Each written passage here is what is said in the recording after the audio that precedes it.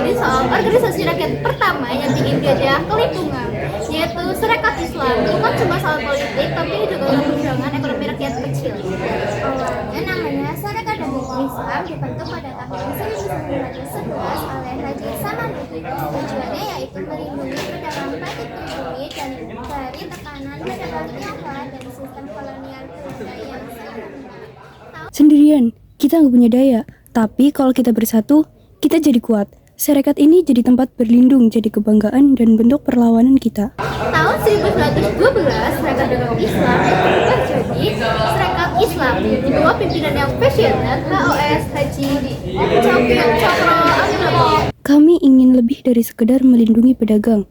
Kami mau rakyat sadar, ekonomi, politik, dan agama harus jalan bareng buat ngebebasin bangsa ini. yang sangat luar biasa. Pada tahun 1914 anggotanya sudah mencapai 3.500 orang. Mereka membuat sekolah, koperasi, dan mengadakan rapat tahunan yang menggetarkan penjajahan.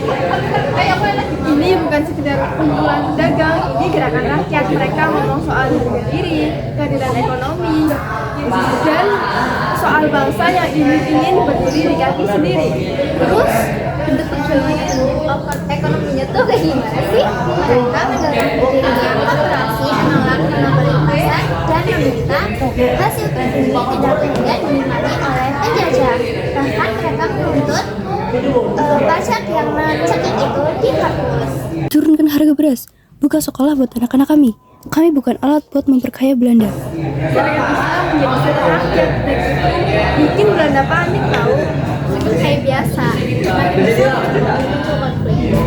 Iya, pada tahun 1920-an mulai ada perpecahan. Beberapa anggota mulai terpengaruhi ideologi komunis dan lahirlah SI Merah.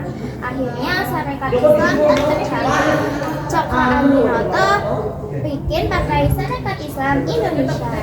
Kita beda jalan, tapi perjuangan harus jalan terus. Bangsa ini butuh arah, bukan cuma marah-marah, tapi juga punya moral dan nilai.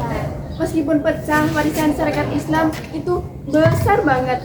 Jadi jalan buat gerakannya seperti kayak PNI, Muhammadiyah, NU, sampai akhirnya gerakan kemerdekaan. Dan yang paling penting, Sarekat Islam ingin kalau rakyat kecil juga bisa bersatu, punya suara, dan mengubah sejarah.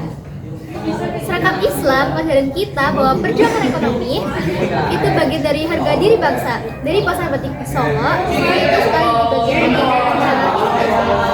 Setiap kita ngomongin keadilan ekonomi, hari ini kita sebenarnya lagi nerusin gerak semangat yang dulu dinyalain sama Sarekat Islam tahu.